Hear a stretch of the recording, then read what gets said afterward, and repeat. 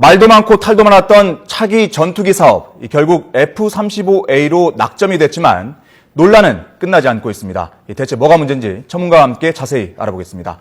국방안보포럼 양욱 연구위원 나와 있습니다. 안녕하십니까? 안녕하십니까? 네, F-35A로 어제 발표가 됐는데 이게 최종 낙점된 걸로 보면 되나요?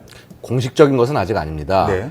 지금 이번에 발표된 것은 합동참모회의에서 차기 전투기를 살 때 성능을 스텔스기로 요구를 한다라고 하는 그 작전 요구 그 조건을 갖다가 정한 겁니다. 네. 그래서 사실 이제 스텔스기는 이 F-35밖에 없기 때문에 그렇죠. 사실상 결정이 된 거지만 네. 지금 앞으로는 그 방위사업추진위원회 결정과 그다음에 방사청의 또 사업 진행이 그런 과정들이 남아 있습니다. 그러니까 지금 말씀하셨다시피 어제 참모회의에서는 참모총장회에서는 스텔스 기능이 있는 기종을 정해달라 이런 기준을 정했고. 예. 그래서 근데 사실 세 기종 가운데 스텔스 기능이 제대로 된 건 F-35밖에 없지 않습니까? 맞습니다. 근데 이 스텔스 기능이 그만큼 우리한테 중요한 거란 얘기겠죠? 그렇습니다. 이제 사실 지금 저희가 북한의 다양한 위협을 맞고 있는데 그중에서 가장 최악의 것은 바로 핵입니다. 네. 지금 이제 핵 위협에 대해서 우리는 지금 핵을 우리가 가질 수 없지 않습니까? 네. 결국 이게 비대칭 위협의 정점에 서 있는 것입니다. 이에 대해서 우리는 북한에 어떤 메시지를 보내거나 혹은 북이 이상한 행동을 보일 때는 그 북의 지도부를 쑥대밭을 만들어 볼 수 있다라고 네. 하는 어떤 그런 무기 체계가 필요한데 네. 사실 지금 현재로서 저희가 가질 수 있는 것이 많지가 않고 지금 기왕에 FX 사업을 진행을 하다 보니까 그렇다면 스텔스기를 보유를 해서 이런 전략적인 우위를 점하겠다라는 네. 어떤 그런 결정을 한 것으로 보입니다. 이게 오늘 신문에도 보니까 레이더에서 보면은 새 한 마리 크기로 보인다고 하던데 이 정도면은 사실상 안 보이는 거라고 보면 맞습니다. 정확히는 그 곤충 정도의 크기로 보입니다. 한 손톱 정도의 크기로 보이고. 근데 화면에 그만하게 보인다는 건가요? 아니면 아니다. 그러니까 그 레이더가 그렇게 인식을 한다는 겁니다. 그러니까 벌레가 날아가는 걸로 인식을 하는데 이것을 어떻게 탐지를 하겠습니까? 근데 물론 그것이 이제 특정 거리에서 그런 거고 거리가 가까워지면 가까워질수록 이 비행기량을 알 수 있겠지만은 이미 이것이 비행기인가 하고 싶을 때는 늦은 거죠. 네. 예. 근데 사실 앞서도 논란이 많다고 말씀을 드렸는데 예. 핵심이 뭐냐면 이게 경쟁 입찰 방식이 아니라 수의 계약으로 하다 보니까 우리가 기술 이전이라든지 가격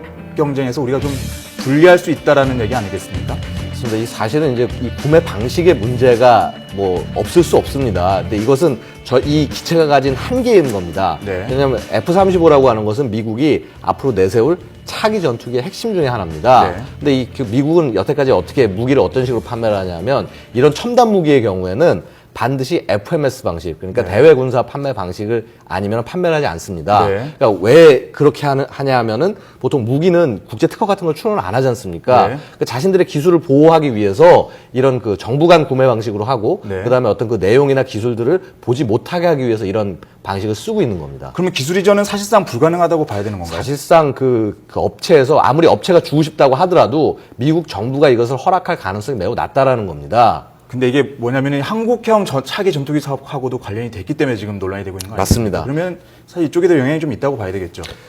영향이 전혀 없다고 할 수는 없을 겁니다. 네. 왜냐하면은 지금 우리도 지금 차기 전투기를 만들어야 되는데, 이 국산 전투기를 만들어야 되는데, 일단 지금 초기에 공군에서 원하는 성능은 많은 성능을 요구하지 않습니다. 네. 스텔스나 이런 것까지 요구하지 않지만은, 네. 최종적으로는 그런 방향으로 가야 되기 때문에, 네. 어떤 이 기술 면에 있어서 만약에 이번에 어떤 그런 차기 전투기의 기술을 받을 수 있으면 참 좋을 텐데, 네. 그것을 이제 못 받는다고 하면은 이제 문제가 될 수 있는데, 네. 근데 하지만은, 우리가 F-35 기술이 아니라 예를 들어서 만약에 록히드 마틴이 갖고 있는 그런 다른 전투기에 관한 노하우를 우리 예전에 T-50을 구매할 때처럼 네. 그런 다른 방식으로 이렇게 그러니까 T-50을 생산할 때처럼 그런 방식으로 하는 것도 생각할 수는 있습니다. 네, 아예 방법이 없는 건 아니다 이런 말씀이시죠. 그렇죠. 근데 F-35A 도입 결정이 사실 어제 연평도 3주기, 오늘 연평도 3주기하고 사실 관련이 있지 않습니까?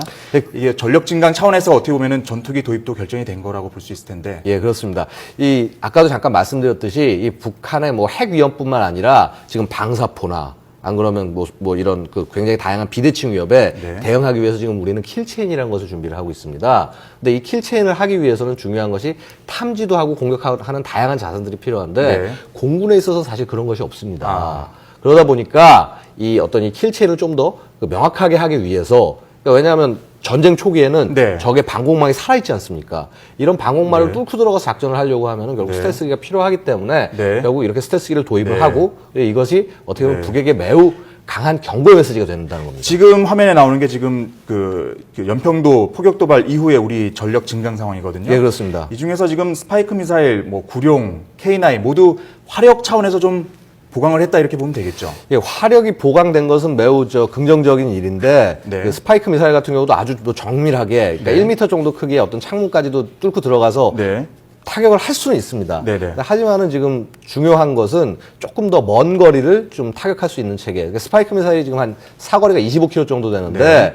이것으로는 한 240mm 방사포라든가 뭐 120mm 방사포 같은 것도 좀 공격하기가 조금 어려운 측면이 있습니다. 거리 차원에서 그렇다는 예, 건가요? 거리 차원이나 이제 이런 부분들이 있고 네. 그 다음에 또 우리가 아쉬운 것은 뭐냐면 이 힘이 중요한 것이 아닙니다. 그러니까 힘이 중요하지만은 네. 그것보다 우리가 주먹으로 때리려고 그러면 어디를 적이 어떻게 움직이는지를 봐야 될 거 아닙니까? 탐지 장비가 중요하다는 얘기죠. 그렇습니다. 결국은 어떤 그 감시하고 정찰하고 하는 이런 정보 자산이 중요한데 이런 부분들이 좀 저희가 아직은 부족합니다. 네. 지금 보시는 화면은 스파이크 지금 발사 장면이죠. 예, 맞습니다. 네. 이 스파이크 미사일의 경우에는 정말 어느 정도로 뛰어나냐 하면은 이 테러범을 이스라엘이 네. 이것을 테러범을 저격을 하고 암살할 때 사용할 정도로 아주 정밀한 미사일입니다. 거리가 어디까지 나간다고요? 거리는 25km 정도 되는데, 근데 이제 이 방식이 이제 끝에 발사를 한다면 이제 여러 가지 방식이 있지만 이 광학으로 그러니까 카메라로 정확히 보면서 그 최종적인 목표를 조절해 가면서 때릴 수 있습니다. 네. 그렇기 때문에 아주 정밀하게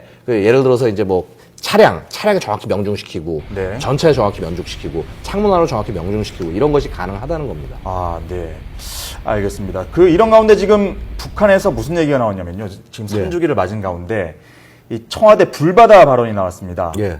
이 얘기 지금 북한이 좀 마침 3주가 된 이 시점에서 예. 또다시 도발을 일으키려는 거 아니냐 이런 걱정들을 하고 있거든요. 근데 이제 뭐 물론 그런 말이 있습니다. 이제 짖는 개는 물지 않는다라고 하는데 이제 보통 이 북한이 어떤 이 도발을 하기 전에는 뭐 사실은 이제 뭐 여러 가지 성명도 발표하고 하겠지만은 근데 지금 상황은 지금 북한이 도발할 수 있는 상황은 아니라고 봅니다.